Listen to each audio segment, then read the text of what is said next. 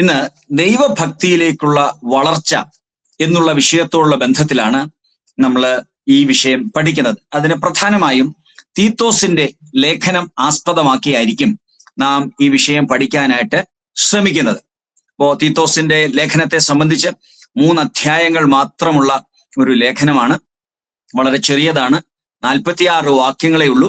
അതുകൊണ്ട് അത് നമുക്ക് അല്ലെങ്കിൽ വായിച്ച് പല ആവർത്തി വായിച്ചതൊന്ന് മനസ്സിലാക്കാനായിട്ട് ദൈവം നമ്മളെ സഹായിക്കട്ടെ. ഇതിന്റെ സന്ദേശം വളരെ പ്രസക്തമാണ് അല്ലെങ്കിൽ പ്രായോഗികമാണെന്നുള്ളത് നമ്മളത് വായിച്ചു കഴിയുമ്പോൾ നമുക്കത് മനസ്സിലാക്കാനായിട്ട് സാധിക്കും. ഞാൻ ഈ വിഷയത്തിലേക്ക് ഈ പുസ്തകത്തിൽ നിന്ന് കടക്കുന്നതിന് തൊട്ടു മുമ്പ് നമ്മുടെ തീത്തോസിനെ കുറിച്ച് 2-3 വാക്കുകൾ ഒന്ന് പറഞ്ഞതിന് ശേഷം നമ്മൾ ദൈവഭക്തിയിലേക്കുള്ള വളർച്ച എന്നുള്ള വിഷയത്തിലേക്ക് കടക്കാനായിട്ടാണ് താല്പര്യപ്പെടുന്നത്. അപ്പോൾ സുവിശേഷങ്ങളിലൊന്നും ധാരാളമായി പറയപ്പെട്ടിട്ടില്ലാത്ത ഒരു വ്യക്തിയാണ് തീത്തോസ്. പൗലോസിനാൽ കർത്തൃകൃപയിലേക്ക് കടന്നു വരാൻ, മാനസാന്തരപ്പെടുവാൻ ഇടയാക്കി തീർത്ത ഒരു വ്യക്തിയാണ്. പൗലോസിന്റെ ശുശ്രൂഷയിൽ വളരെയധികം പല ഇടങ്ങളിൽ പൗലോസ് അയച്ച ശുശ്രൂഷയിൽ തന്റെ കൂട്ടാളിയായിട്ടിരുന്ന ഒരു വ്യക്തിയാണ് തീത്തോസ്. പ്രധാനമായും 3 സ്ഥലങ്ങളാണ് നമുക്ക് വേദപുസ്തകത്തിൽ കാണാൻ കഴിയുന്നത്. ഒന്ന്, യെരുശലേം കൗൺസിൽ പോകുമ്പോൾ തന്നോടൊപ്പം ഉണ്ടായിരുന്ന അപ്പോസ്തല പ്രവൃത്തികൾ 15-ാമത്തെ അധ്യായത്തിൽ. 2, കൊരിന്തിൽ ഒരു പ്രത്യേക വിഷയം വന്നപ്പോൾ അത് കൈകാര്യം ചെയ്യാനായിട്ട് തീത്തോസിനെ പൗലോസ് അയക്കാനായിട്ട് ആഗ്രഹിക്കുന്നു. 3-ാമതാണ് നമ്മളിവിടെ കാണുന്ന ക്രേത്തയിലെ തീത്തോസിനെ കാണുന്നത്.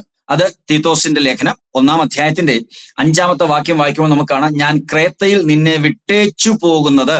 അപ്പോൾ അവിടെ യാത്ര ചെയ്ത് സഭയുടെ പ്രത്യേക ഒരു ആവശ്യം നിർവഹിക്കുന്നതിന് വേണ്ടി ക്രേത്തയിൽ തീത്തോസിനെ ആക്കിയിട്ട് പോകുന്നതാണ് നമ്മൾ അവിടെ കാണുന്നത്.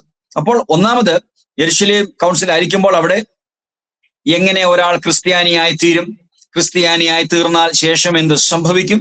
ഒരു വശം ആളുകൾ ക്രിസ്തുവിലെ വിശ്വാസം മൂലം എന്ന് പറയുമ്പോൾ, മറുവശത്ത് ചില നിയമങ്ങളൊക്കെ പാലിക്കണം എന്നൊക്കെ പറയുന്നതിന്റെ നടുവിലേക്ക് ഈ തീത്തോസിനെയും കൂടെ കൊണ്ടുപോകുന്നത് എന്തിനെന്ന് ചോദിച്ചാൽ, അദ്ദേഹം ഒരു ജെൻഡയിൽ ഭാഗത്ത് നിന്നും കർത്താവിനെ അറിഞ്ഞു വന്നതുകൊണ്ട് ആ ഒരു സ്ഥലത്ത് വിശ്വാസത്താലാണ് രക്ഷ എന്നുള്ളത് ഉറപ്പിച്ചു പറയാൻ, കാരണം നേരത്തെ ന്യായപ്രമാണം അറിയാത്ത ഒരുവനായിരുന്ന തീത്തോസ് ക്രിസ്തുവിൽ വിശ്വസിച്ചു വന്നത് മുഖാന്തരം തന്റെ ജീവിതത്തിൽ വന്നിരിക്കുന്ന സമൂലമായ മാറ്റം മറ്റുള്ളവരുടെ ജീവിതത്തെ സ്വാധീനിക്കുവാൻ ഇടയായിത്തീരുമെന്നുള്ള പൗലോസിന്റെ ഒരു ആഗ്രഹമാണ് ആ ഒരു വിഷയത്തിന്റെ കാര്യത്തിൽ ഇടപെടുവാൻ തീത്തോസിനെയും കൂടെ കൂട്ടിയത്.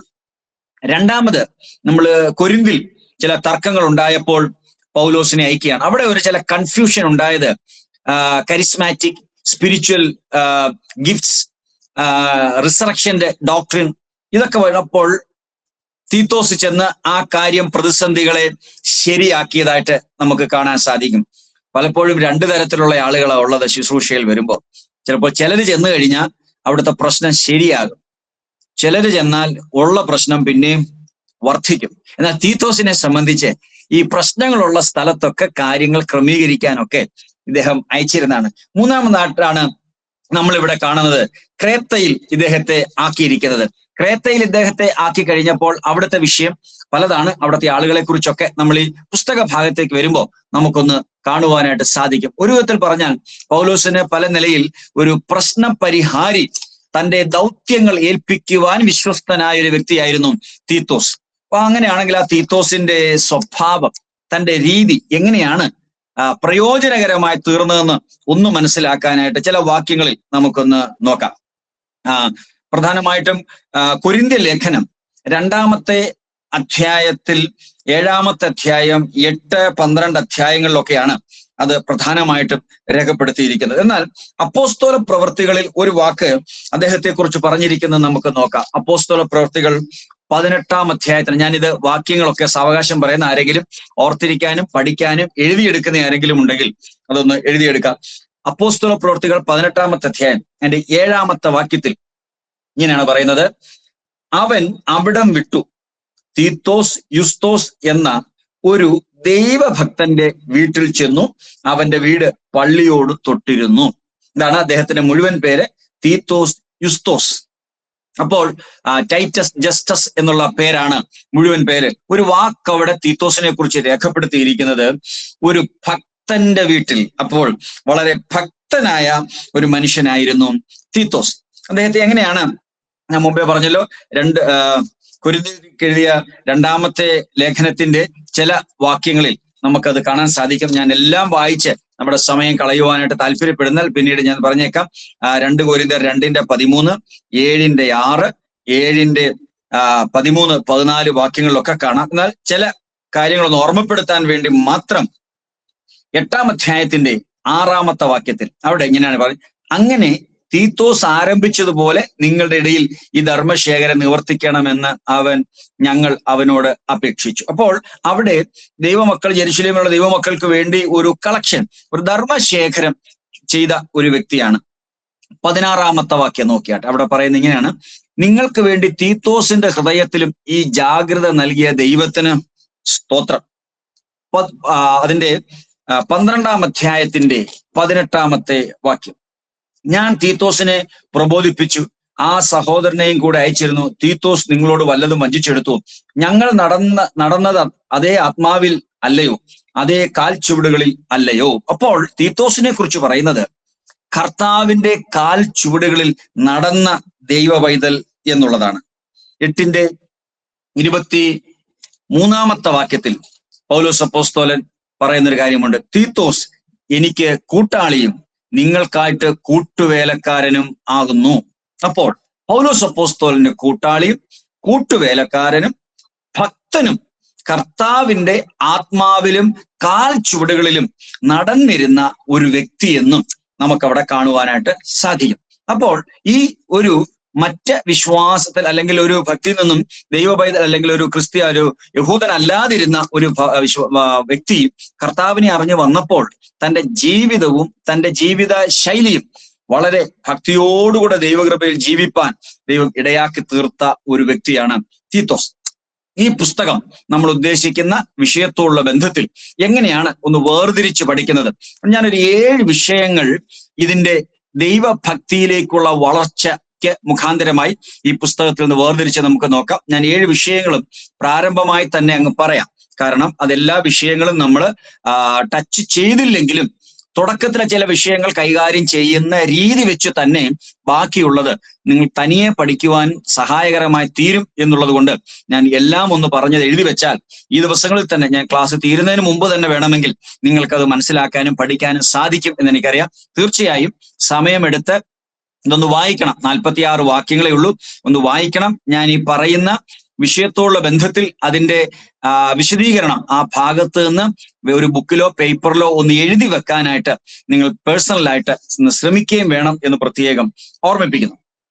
നോക്കാം, നമുക്ക് 7 വിഷയങ്ങൾ ഈ ഒരു വിഷയത്തോടുള്ള ബന്ധത്തിൽ. ഒന്ന്, ഈ ദൈവഭക്തിയിലേക്കുള്ള വളർച്ചയുടെ ഒരു പ്രക്രിയ എങ്ങനെയാണ്, ദ പ്രോസസ്, അതിന്റെ പ്രക്രിയ എങ്ങനെയാണെന്ന് 1-ാം അധ്യായത്തിന്റെ 1 മുതൽ 4 വരെയുള്ള വാക്യങ്ങൾ വായിക്കുമ്പോൾ നമുക്ക് കാണുവാനായിട്ട് സാധിക്കും. കാരണം അവിടെ കാണുന്നത് മനുഷ്യ ജീവിതത്തിൽ വെളിപ്പെട്ടു വരേണ്ട ചില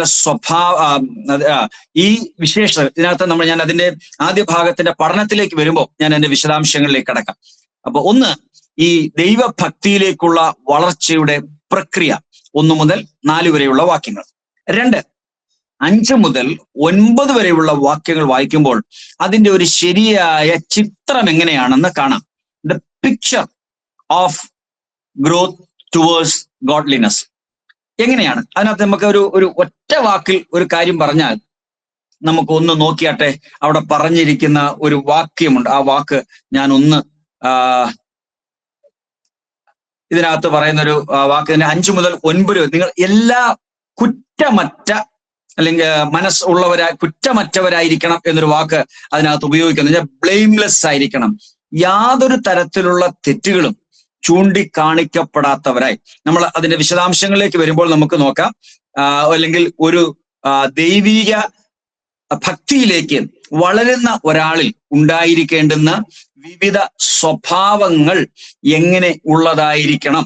6-ാമത്തെ വാക്യത്തിൽ ആ വാക്കൊന്ന് ശ്രദ്ധിച്ചാട്ടെ. മൂപ്പൻ കുറ്റമില്ലാത്തവനും എന്നൊരു വാക്ക് അവിടെ എഴുതിയിരിക്കുന്നത്. കുറ്റമറ്റ ക്രിസ്തീയ ജീവിതം എന്ന് പറഞ്ഞാൽ മറ്റൊരാൾ നമ്മളുടെ ജീവിതത്തിലേക്ക് നോക്കി വിരൽ ചൂണ്ടി ഒരു തെറ്റു പറയാൻ ഇടവരാത്ത വണ്ണമുള്ള ഒരു ജീവിതം. അപ്പോൾ ഈ 5 മുതൽ 9 വരെയുള്ള വാക്യങ്ങൾ വായിക്കുമ്പോൾ നമ്മൾക്ക് അതിന് വ്യത്യസ്തമായ കാര്യങ്ങൾ കാണാം. അത് നമുക്ക് പിന്നീട് നോക്കാം. അതുകൊണ്ട് ഇപ്പോൾ നിങ്ങൾ വായിക്കുന്ന സമയത്ത് അതൊന്ന് നോട്ട് ചെയ്ത് വെക്കാനായിട്ട് ശ്രമിക്കുക. എന്താണ് അപ്പോസ്തലൻ ആഗ്രഹിക്കുന്നത്? ആ ക്രേത്തയിലെ തീത്തോസിനെ വിട്ടിട്ടു പോകുന്നു, ക്രേത്തയിലെ കാര്യങ്ങളെ ക്രമത്തിലാക്കുക, എന്നാൽ അവിടെ എങ്ങനെയാണ് കാര്യങ്ങൾ ആയിരിക്കേണ്ടുന്നത് എന്നുള്ളത് അവിടെ 1, 2, 3 എന്ന് വായിക്കുമ്പോൾ തന്നെ നമുക്കത് കാണാം. നിങ്ങൾ നോക്കിയാൽ 6-ാമത്തെ വാക്യം മുതൽ കാണാം. ഏകഭാര്യയുടെ ദുർനടപ്പിന്റെ സ്തുതിയോ അനുസരണക്കേടോ ഇല്ലാത്ത വിശ്വാസികളായ എന്ന് പറഞ്ഞ് മുൻപോട്ട് പറഞ്ഞിട്ടുണ്ട്. നിങ്ങൾ രേഖപ്പെടുത്തി നമ്മൾ പിന്നീട് പഠിക്കുമ്പോൾ നമുക്ക് നോക്കാം. 3-ാമത്തെ വിഷയം, അതിന്റെ ഒരു എന്താ പറയുന്ന ഒരു വികൃതി എന്നൊരു വാക്ക് പറയുന്നത് അത്ര ശരിയെന്ന് തോന്നുന്നില്ല. കാരണം ഈ ദൈവഭക്തിയിലേക്ക് വളരുന്നതിന് ചേരാത്ത ചില സ്വഭാവങ്ങളുള്ള ആളുകളുണ്ട്. അത് ഇംഗ്ലീഷ് വാക്കായതുകൊണ്ട് പറഞ്ഞത് പെർവേർഷൻ, അല്ലെങ്കിൽ ഒരു തെറ്റായ നിലയിൽ ജീവിത രീതികൾ വരുന്നത് എന്താണ്? അനേകം ആളുകളെ ചേരാത്ത സ്വഭാവം ഉണ്ട് എന്ന് മനസ്സിലാക്കുന്നു. അപ്പോൾ അക്കാലങ്ങളിൽ അങ്ങനെ ഉണ്ടെങ്കിൽ ഇന്നും ദൈവസഭയുടെ ഉള്ളിൽ, വിശ്വാസ സമൂഹത്തിന്റെ ഉള്ളിൽ ചിലരുടെ ജീവിത സ്വഭാവ ശൈലികൾ ദൈവഭക്തിക്ക് ചേരാത്തത് ഉണ്ട് എന്ന് നമുക്ക് മനസ്സിലാക്കാൻ സാധിക്കും. അപ്പോസ്തലൻ പറയുന്ന വാചകം, അതിനകത്ത് ഒരു വാക്ക് മാത്രം ഞാൻ പറയാം. അത് 10 മുതൽ 16 വരെയുള്ള വാക്യങ്ങൾ വായിക്കുമ്പോൾ നമുക്കത് കാണാം. 11-ാമത്തെ വാക്യം നോക്കിയാട്ടെ. അവരുടെ വായ് അടയ്ക്കേണ്ടതാകുന്നു. ആ വാക്ക് ശ്രദ്ധിച്ചോ? 11-ാമത്തെ വാക്യത്തിൽ. അപ്പോൾ ദൈവഭക്തർക്ക് അങ്ങനെയും കൂടെ ഒരു ജോലിയുണ്ട് കേട്ടോ. ദൈവിക കൂട്ടത്തിന്റെ ഇടയിൽ ചിലരുടെ രീതികൾ ദൈവസഭയ്ക്ക് കൂട്ടത്തിന് ശരിയല്ലാതെ വരുമ്പോ നമ്മൾ സത്യം പറയുക മാത്രമല്ല, സത്യം പറയുന്നത് കൊണ്ടും സത്യജീവിതം കൊണ്ടും ചേരാത്ത ആളുകളുടെ വാ അടയ്ക്കാൻ നമുക്ക് കഴിയണം. ആ ക്രേത്തയിലെ ആളുകൾക്ക് ചില പ്രത്യേകതകൾ ഉണ്ടായിരുന്നു. അതെന്താണെന്ന് നോക്കിയിട്ട് 12-ാമത്തെ വാക്യം നോക്കി, നിങ്ങൾ പിന്നീട് വായിക്കണം, നമുക്ക് അതിലേക്ക് മടങ്ങി വരും. എന്നാൽ ക്രേത്തർ സർവദാ അസത്യവാദികൾ, ദുഷ്ടജന്തുക്കളും മടിയന്മാരും പെരുവയറന്മാരും അത്രേ എന്ന് അവരിൽ ഒരുവൻ, അവരുടെ ഒരു വിദ്വാൻ തന്നെ പറഞ്ഞിരിക്കുന്നു. അപ്പോൾ അടുത്ത വാക്ക്, ഈ സാക്ഷ്യം നേർ തന്നെ. അപ്പോൾ അവരെക്കുറിച്ച് ഒരാൾ പറഞ്ഞത് മാത്രമല്ല, സത്യമാണ്. ഇതൊക്കെ നമ്മൾ സാധാരണ പറയുന്നല്ലേ. അപ്പോ ഈ കാര്യത്തിൽ എന്തുകൊണ്ട് അപ്പോസ്തലൻ ഈ ലേഖനം എഴുതി അവിടുത്തെ ജനത്തെ തീത്തോസിൽ കൂടെ നേരെയാക്കണമെന്ന് ആഗ്രഹിക്കുന്നറിയാമോ? അതിന്റെ 13-ാമത്തെ വാക്യം, അതാണ് നമുക്ക് ഇതിനകത്തൊരു പ്രധാനപ്പെട്ട കാര്യം.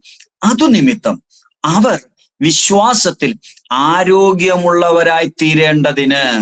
ഇതാണ് ദൈവവചന പഠനം കൊണ്ട് നമ്മൾ ആഗ്രഹിക്കുന്നത്. അതുകൊണ്ട് എല്ലാ തരത്തിലുമുള്ള ആളുകൾ ക്രേത്തയിൽ ഉണ്ടായിരുന്നത് പോലെ ഇന്നും ഉണ്ടാകാം. അതുകൊണ്ട് ദൈവജനത്തെ ശരിയായ വഴി ഏതെന്ന് പഠിപ്പിക്കുകയും, 2, അല്ലാത്ത ആളുകളുടെ വാ അടപ്പിക്കുകയും, ദൈവമക്കൾ അനുദിനം വിശ്വാസത്തിൽ ആരോഗ്യമുള്ളവരായി വളരുകയും ചെയ്യണം. അതാണ് ആഗ്രഹിക്കുന്നത്. അതുകൊണ്ടാണ് ഈ ക്രേത്തയിലും അപ്പോസ്തലൻ അവരിൽ കൂടെ ആഗ്രഹിച്ചത്. കാരണം എന്തെന്ന് ചോദിച്ചാൽ, ഇതിനെ ഒരു വാക്കും കൂടെ ഒന്ന് വായിച്ചാൽ നമുക്ക് അതിന്റെ മനസ്സിലാകും. കാരണം ഞാൻ പറഞ്ഞല്ലോ, അതിന് ചേരാത്ത സ്വഭാവങ്ങൾ ഉള്ളവരെന്ന്. അത് ഈ വേദഭാഗം നിങ്ങൾ വായിക്കുമ്പോൾ നോട്ട് ചെയ്യണം. 16-ാമത്തെ വാക്യത്തിൽ നോക്കിയാട്ടെ. അവർ ദൈവത്തെ അറിയുന്നു എന്ന് പറയുന്നെങ്കിലും പ്രവൃത്തികളാൽ അവനെ നിഷേധിക്കുന്നു. അപ്പോൾ അവർ അറയ്ക്കത്തക്കവരും അനുസരണം കെട്ടവരും യാതൊരു നല്ല കാര്യത്തിനും കൊള്ളാത്തവരുമാകുന്നു. എത്ര വ്യക്തമായിട്ട് ആളുകളെ കുറിച്ചൊക്കെ എഴുതിയിരിക്കുന്നല്ലേ. നമുക്ക് പലപ്പോൾ ആളുകളെ കുറ്റം പറയുന്നത് ശരിയല്ല, വിമർശിച്ച് മാറി നിന്ന് വിമർശിക്കുകയല്ല, അവരുടെ രീതി എങ്ങനെയാണെന്ന് അറിഞ്ഞാൽ ഒറ്റ ലക്ഷ്യത്തില ഇതൊക്കെ ചെയ്യുന്നത്, അല്ലാതെ കുറ്റപ്പെടുത്താനല്ല. അത് വ്യക്തമായിട്ട് ഇവിടെ രേഖപ്പെടുത്തിയിട്ടുണ്ട്. അപ്പോസ്തലൻ തീത്തോസിന് എഴുതുമ്പോൾ അവിടെയുള്ള ആളുകൾ ഇങ്ങനെയുള്ളവരാണ്. അവർ അറയ്ക്കത്തക്കവരും അനുസരണം കെട്ടവരും അംഗീകരിക്കാൻ പറ്റാത്തവരുമായുള്ള ആളുകളൊക്കെ അവിടെ ഉള്ളത്. പിന്നെ എങ്ങനെയുള്ളവരായി അവർ തീരണം എന്നുള്ള അതിനകത്ത് പറയുന്നുണ്ട്. അപ്പോൾ നമ്മൾ 3-ാമത്തെ വിഷയം പറഞ്ഞത് അവിടെ അവരുടെ ഒരു പ്രകൃതി അല്ലെങ്കിൽ ഒരു പെർവേർഷൻ, തെറ്റ് നിലയിൽ. എന്നാൽ അവിടെ കൊണ്ട് മാത്രം അപ്പോസ്തലൻ നിർത്തിയില്ല. അതിന്റെ 2-ാം അധ്യായം 1 മുതൽ 10 വരെയുള്ള വാക്യങ്ങൾ കൂടെ അതിനോടൊപ്പം ചേർത്ത് നോക്കുന്നതായിരിക്കും ഭംഗി. അതുകൊണ്ട് 3-ാമത്തെ വിഷയത്തെ 2 ഗ്രൂപ്പായിട്ട് തിരിച്ച് നമ്മൾ വായിച്ച് പഠിച്ചെഴുതാൻ ശ്രമിക്കണം. ഒന്ന്, ചേരാത്ത സ്വഭാവങ്ങളും ആയിത്തീരേണ്ട സ്വഭാവവും. ദൈവഭക്തിയിലേക്ക് വളരേണ്ടതിന് നമ്മളിൽ ഉണ്ടാകേണ്ടത് എന്താകണമെന്ന് പല ഗ്രൂപ്പുകളെ തിരിച്ച വൃദ്ധന്മാർ 2-ാമത്തെ വാക്യത്തിൽ, 3-ാമത്തെ വാക്യത്തിൽ വൃദ്ധമാർ, 4-ാമത്തെ വാക്യത്തിൽ യൗവനക്കാരുത്തികൾ, 6-ാമത്തെ വാക്യത്തിൽ യൗവനക്കാരും, 9-ാമത്തെ വാക്യം 8-ന്റെ അവസാനം ദാസന്മാർ. അപ്പോൾ ആ ഒരു ഹെഡിങ്ങിൽ അവരെങ്ങനെ ആയിരിക്കണം, എന്തായിരിക്കണം, സമയം ലഭ്യത അനുസരിച്ച് നമുക്കത് വിശദമായി നോക്കാം. ഞാൻ ഈ ഒരു ഹെഡിങ് മാത്രം പറയുമ്പോൾ നിങ്ങൾക്ക് തന്നെ വായിച്ചാൽ വളരെ പ്രത്യക്ഷമായി അതിൽ കാണാൻ കഴിയുന്നതാണ്. എന്നാൽ അതിന്റെ ചില എക്സ്പ്ലനേഷൻ നമുക്ക് പിന്നീട് നോക്കാൻ സാധിക്കും. അവിടെ ആഗ്രഹിക്കുന്നത് ജീവിതത്തിൽ ഒരു ഡിസിപ്ലിൻ ഉള്ളവരായിരിക്കണം, ഡോക്ട്രിൻ അറിയുന്നവരായിരിക്കണം, നമ്മുടെ പ്രവൃത്തികൾ ഡീഡ്സ് നന്നായിരിക്കണം, ഡിഗ്നിറ്റിയുള്ള ജീവിതം ജീവിക്കണം. അതൊക്കെ ഞാനൊരു ഓർമ്മയ്ക്ക് വേണ്ടി ഞാൻ പറഞ്ഞു, നമുക്കത് മനസ്സിലാക്കാൻ വേണ്ടി ഒരു ക്ലൂ തന്നു എന്നുള്ളത് മാത്രമേ ഉള്ളൂ. 4-ാമത്തെ വിഷയം, നമ്മൾ ഈ വേദഭാഗം വായിക്കുമ്പോൾ 2-ാം അധ്യായത്തിന്റെ 11 മുതൽ 15 വരെയുള്ള വാക്യങ്ങൾ വായിക്കാൻ ശ്രമിച്ചാൽ അവിടെ ഇതിന്റെ ഒരു പ്ലാറ്റ്ഫോം എന്താണ് എന്ന് അവിടെ വ്യക്തമായിട്ട് എഴുതിയതിന് ദൈവകൃപയിലേക്ക് ദൈവികതയിൽ നാം വളരുന്നതിന്റെ ഒരു പ്ലാറ്റ്ഫോം. അവിടെ 3 വാക്കുകൾ നമുക്ക് കാണാം. നിങ്ങൾ അതൊന്ന് ഓർമ്മയ്ക്ക് വേണ്ടി ഞാൻ പറയാം. 11-ാമത്തെ വാക്യം വായിക്കുമ്പോൾ അവിടെ കഴിഞ്ഞ കാലം നമുക്ക് കാണാൻ സാധിക്കും. കാരണം ഞാൻ വായിക്കട്ടെ ആ ഭാഗം. സകല മനുഷ്യർക്കും രക്ഷാകരമായ ദൈവകൃപ ഉദിച്ചുവല്ലോ, നാം ഭാഗ്യകരമായ പ്രത്യാശയ്ക്കായിട്ട് മഹാദൈവവും നമ്മുടെ രക്ഷിതാവുമായ യേശുക്രിസ്തുവിന്റെ തേജസ്സിന്റെ പ്രത്യക്ഷതയ്ക്കായിട്ട് കാത്തുകൊണ്ട് ഭക്തിയോടും പ്രപഞ്ചമോഹങ്ങളും വർജിച്ചിട്ട് ഈ ലോകത്തിൽ സുബോധത്തോടും നീതിയോടും ദൈവഭക്തിയോടും കൂടെ ജീവിച്ചു പോരേണ്ടതിന് അത് നമ്മെ ശിക്ഷിച്ചു വളർത്തുന്നു. 3 കാലങ്ങൾ നമുക്കവിടെ കാണാം. കഴിഞ്ഞ കാലം, ദ പാസ്റ്റ്, എന്താണ്? നമുക്ക് കർത്താവിന്റെ കൃപ ലഭിച്ചു, ദൈവകൃപ ലഭിച്ചുവല്ലോ. 2, ദ പ്രസന്റ് അനുഭവം. 13-ാമത്തെ വാക്യത്തിലോട്ട് നോക്കിയാട്ടെ. അവിടെ പറയുന്ന ഒരു കാര്യമുണ്ട്, ഈ ലോകത്തിൽ. അപ്പോൾ ദ പ്രസന്റ് അനുഭവത്തിൽ, ഇപ്പോൾ നമ്മളിപ്പോൾ ആയിരിക്കുന്ന ഇടത്തിട്ട് എങ്ങനെയായിരിക്കണമെന്നാ പറയുന്നത്? ഭക്തികേട് പ്രപഞ്ചമോഹങ്ങളും വർജിച്ചിട്ട് ഈ ലോകത്തിൽ സുബോധത്തോടും നീതിയോടും ദൈവഭക്തിയോടും കൂടെ. അപ്പോൾ അതാണ് ഇതിൽ ആഗ്രഹിക്കുന്ന പ്രധാനപ്പെട്ട കാര്യം. മുമ്പേത്തതിൽ ഞാൻ പറഞ്ഞു എന്ത്? വിശ്വാസത്തിൽ വളരണം. ഇവിടെ ദൈവഭക്തിയിൽ ഈ ലോകത്തിൽ സാധ്യതയുള്ള പല കാരണങ്ങൾ വിടേണ്ടതിനെ വിട്ടിട്ട് ദൈവഭക്തിയിൽ വളരുവാൻ നാം ഇടയായിത്തീരണം. അതാണ് ഇവിടെ പറയുന്നത്. അപ്പോൾ ഒന്ന്, കഴിഞ്ഞ കാലങ്ങളിൽ അതിന്റെ ഒരു പ്ലാറ്റ്ഫോം എന്ന് പറഞ്ഞത് നാം ദൈവകൃപ ലഭിച്ചവരാണ്. ദ പ്രസന്റ്, ദൈവഭക്തിയിൽ ഈ ലോകത്തിലായിരിക്കുമ്പോൾ ജീവിക്കണം. അപ്പോൾ ഇതിനൊരു ഭാവിയില്ലേ? ഫ്യൂച്ചർ എന്താണ്? 13-ാമത്തെ വാക്യം നോക്കിയാട്ടെ. അവിടെ എഴുതിയിരിക്കുന്നത് ഇങ്ങനെയാണ്. അതിന്റെ 12-ാമത്തെ വാക്യം. 12-ാമത്തെ വാക്യത്തിൽ നാം ഭാഗ്യകരമായ പ്രത്യാശയ്ക്കായിട്ട്. അപ്പോൾ നമ്മളൊരു ഒരു എൻഡില്ലാത്ത ജീവിതത്തിനല്ല ദൈവകൃപയിലേക്ക് വന്നതും ഇപ്പോഴുള്ള ലോകമോഹങ്ങളെ വർജിച്ച് ജീവിക്കുന്നതും നമുക്ക് എന്തുണ്ട്? ഒരു ഭാഗ്യകരമായ പ്രത്യാശയ്ക്കായിട്ട്. അപ്പോൾ we are in the platform എന്ന് പറയുന്നത് there is a past, there is a present and there is a future. എന്താണ് നമ്മൾ അതിൽ അനുഭവിച്ചത്? ഞാൻ ഇതിന്റെ ചില നോട്ട് നിങ്ങൾ അതിന് വിശദീകരിച്ച് നോക്കണം. 14-ാമത്തെ വാക്യത്തിൽ ഇതെല്ലാം കൂടെ ചേർത്ത് പറഞ്ഞിട്ടുണ്ട്. 14-ാമത്തെ വാക്യത്തിൽ അവൻ നമ്മെ സകല അധർമ്മത്തിൽ നിന്നും വീണ്ടെടുത്തു, അങ്ങനെ പറഞ്ഞിരിക്കുന്നല്ലേ. സൽപ്രവർത്തികളിൽ ശുഷ്കാന്തിയുള്ള ഒരു സ്വന്തം ജനമായി തനിക്ക് ശുദ്ധീകരിക്കാൻ തന്നെത്താൻ നമുക്ക് വേണ്ടി കൊടുത്തു.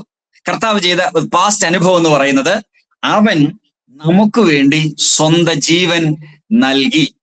എന്നാൽ ഇപ്പോഴുള്ള അനുഭവം എന്താണ്? The present.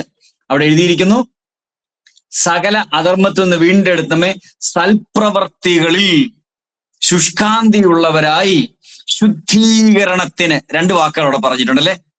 വ്യക്തിപരമായ ജീവിതത്തിൽ ഒരു വിശുദ്ധ ജീവിതം, ഒരു ശുദ്ധീകരണ ജീവിതം ജീവിക്കുകയും അതുകൊണ്ട് തീർന്നില്ല, ശുഷ്കാന്തിയുള്ളവരാണ്. എന്തിന്? സൽപ്രവർത്തികൾക്ക്. തങ്ങളെ തന്നെ വിശുദ്ധിയോടെ ജീവിക്കുകയും നല്ല പ്രവർത്തികൾ ചെയ്ത് ജീവിക്കുകയും കൂടെ ചെയ്യുന്ന ഒരു വ്യക്തിപരമായ അനുഭവം നമുക്കുണ്ടാകണം. നമുക്കതിനുള്ള ഭാവി കാര്യം എന്താണ്? തനിക്ക് സ്വന്തം ജനമായി. അങ്ങനെ എഴുതിയിരിക്കുന്നു. നോക്കിയാട്ടെ 14-ാമത്തെ വാക്യത്തിൽ, അവൻ നമ്മെ സകല അതിർപ്പിൽ നിന്ന് വീണ്ടെടുത്ത് സൽപ്രവൃത്തി ശുഷ്കാന്തിയുള്ള സ്വന്തം ജനമായി, അതിൽ തീരേണ്ടതിനാണ് അവൻ നമ്മെ ഇതിലേക്ക് കൊണ്ടുപോകുന്നത്. വിശദീകരണങ്ങൾ നമുക്ക് പിന്നീട് നോക്കാം. 5-ാമത്തെ വിഷയം. 5, ഇതിനൊരു വഴിയുണ്ട്. 3-ാമത്തെ അധ്യായം 1 മുതൽ 7 വരെയുള്ള വാക്യങ്ങളിൽ വായിക്കണം. ഞാൻ അതിന് ഒരു ചെറിയ ക്ലൂ, നിങ്ങൾ അതിന്റെ വിശദീകരണം പിന്നീട് ശ്രമിക്കണം. 1, കർത്താവിന് നാം കീഴടങ്ങി. നമുക്ക് വാഴ്ചകൾക്കും അധികാരങ്ങൾക്കും കീഴടങ്ങി. 3 വാക്കുകൾ ഞാൻ പറയാം, അത് നിങ്ങൾ പിന്നീട് ശ്രദ്ധിച്ചു നോക്കും. 1, we must be submissive to his will. ദൈവഹിതത്തിന് കീഴടങ്ങി നാം ജീവിക്കണം. 2, അനുസരിപ്പാനും എന്നൊരു വാക്ക് അവിടെ എഴുതിയിട്ടുണ്ടല്ലോ. Obedient to his word. ദൈവവചനം അനുസരിക്കുന്നവരായി തീരണം. മാത്രമല്ല അടുത്തൊരു വാക്ക് അവിടെ ഉണ്ട്. 1-ാമത്തെ, ഒരുങ്ങിയിരിപ്പാൻ എന്നൊരു വാക്ക് കണ്ടല്ലോ. അപ്പോൾ കീഴടങ്ങണം, അനുസരിക്കണം, ഒരുങ്ങിയിരിക്കണം. Be available to his work. അവിടെ എന്തിനാണ് ഒരുങ്ങിയിരിക്കുന്നത്? പ്രവൃത്തി എന്നുള്ള കാര്യം ഇവിടെ കണ്ടില്ലേ? അപ്പോൾ കർത്താവിന് ഹിതമായി സമർപ്പിക്കപ്പെട്ടവർ, ദൈവവചനത്തിന് അനുസരണമുള്ളവർ, നല്ല പ്രവൃത്തി ചെയ്യുവാൻ നാം അവൈലബിളായി അല്ലെങ്കിൽ ലഭ്യമായി തീരുന്ന ഒരു ജീവിതം. അതാണ് അതിന്റെ ഒരു വഴി. 6-ാമത്തെ വിഷയം, അതിനൊരു പ്രൂഫ് വേണമല്ലോ ദൈവഭക്തിയിൽ ജീവിക്കുന്നതിന്. 3-ാം അധ്യായം 8 മുതൽ 11 വരെയുള്ള വാക്യങ്ങൾ നമ്മൾ വായിക്കുമ്പോൾ ആ ഒരു പ്രൂഫ് കിട്ടും. എന്താണ് പറയുന്നത്? എങ്ങനെ ഇത് വെളിപ്പെടുത്തണം എന്നുള്ളത് നാം ഉറപ്പിച്ച് പറയണം. 2, നാം ചില കാര്യങ്ങളിൽ നിന്നും ഒഴിഞ്ഞിരിക്കണം എന്നുള്ളത് നമുക്ക് അവിടെ കാണുവാനായിട്ട് സാധിക്കും. 8 മുതൽ 11 വരെയുള്ള വാക്യങ്ങൾ വായിക്കുമ്പോൾ നമുക്കത് കാണാം. അതിനകത്തും വളരെ പ്രധാനമായിട്ട് എന്താണ് ഇതിന്റെ പ്രൂഫ് എന്ന് ഞാൻ പറഞ്ഞല്ലോ. അതിന് ഒരു വാക്യം, 8-ാമത്തെ വാക്യം മാത്രം നമുക്ക് നോക്കിയാട്ടെ. ഈ വചനം വിശ്വാസയോഗ്യം, ദൈവത്തിൽ വിശ്വസിച്ചവർ, അങ്ങനെ എഴുതിയിരിക്കുന്നത്. സൽപ്രവർത്തികൾ ഉത്സാഹികളായിരിക്കാൻ കരുതേണ്ടതിന് ഇത് ഉറപ്പിച്ചു പറയണം എഴുതിയിട്ടുണ്ടല്ലോ. അപ്പോൾ ഇത് നാം ഉറപ്പിക്കണം. വിശ്വസിച്ചു എന്ന് മാത്രമല്ല, വിശ്വസിച്ചതിന്റെ പ്രൂഫ് എന്താണെന്നറിയാമോ? സൽപ്രവർത്തികൾ. പലപ്പോഴും ഈ സൽപ്രവർത്തി എന്ന് പറയുന്ന ഒരു ഇഷ്യൂ, സൽപ്രവർത്തികളാൽ ആരും രക്ഷിക്കപ്പെടുന്നില്ല എന്നുള്ള സത്യമാണ്. അതുകൊണ്ട് ചിലരെ സംബന്ധിച്ച് രക്ഷയും ദൈവകൃപയിലൊക്കെ അങ്ങ് ജീവിച്ചാൽ മതി, ഒരു പ്രവൃത്തിയും ചെയ്യാതെ അതിലൊരു വശം അതുകൊണ്ട് പൂർത്തിയാകുന്നില്ല. എന്നാൽ മറുവശത്ത് ചിലരെ സംബന്ധിച്ചിടത്തോളം ഉണ്ട്, അവർ രക്ഷയ്ക്കും ദൈവകൃപയിൽ ജീവിക്കുന്നതിനുള്ള പ്രാധാന്യം കൊടുക്കാതെ അവർ നല്ല പ്രവർത്തികൾ മാത്രം, സാമൂഹിക കാര്യങ്ങൾ മാത്രം ഉത്സാഹമുള്ളൊരു കൂട്ടരുണ്ട്. അതുമല്ല അതിന്റെ ഒരു സത്യം. ദൈവകൃപയിൽ, ദൈവഭക്തിയിൽ രക്ഷിക്കപ്പെട്ട് ജീവിക്കുകയും, അത് എഫേസ്യ ലേഖനം കൃപയാലല്ലോ വിശ്വാസം മൂലം നിങ്ങൾ രക്ഷിക്കപ്പെടും, പക്ഷെ സൽപ്രവർത്തികൾക്കായി മുന്നൊരുക്കിയിരിക്കുന്നു. ആരാണ് നല്ല പ്രവൃത്തി ചെയ്യേണ്ടുന്നത്? നമ്മളാണ്, രക്ഷിക്കപ്പെട്ട നമ്മളാണ്. അപ്പോൾ അതിന്റെ തെളിവ് വരുന്ന അവിടെയാണ്.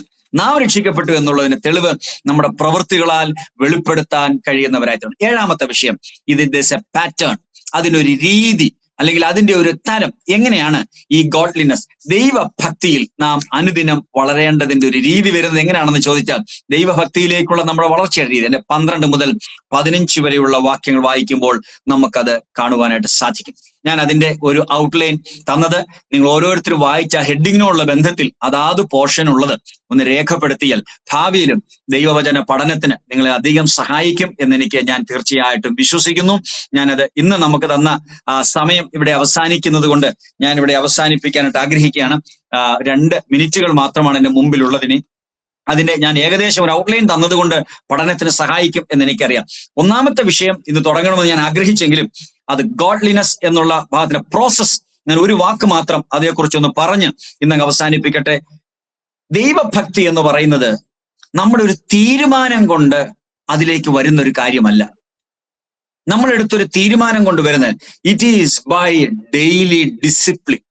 അനുദിന ജീവിതത്തിൽ ദൈവത്തോട് ചേർന്ന് ദൈവഭക്തിയിൽ ജീവിക്കേണ്ടതിന് നമ്മളൊരു ശിക്ഷണമുള്ള ക്രിസ്തീയ ജീവിതം ജീവിക്കുന്നത് കൊണ്ട് മാത്രം തീർക്കാൻ കഴിയുന്ന ഒരു കാര്യമാണ്.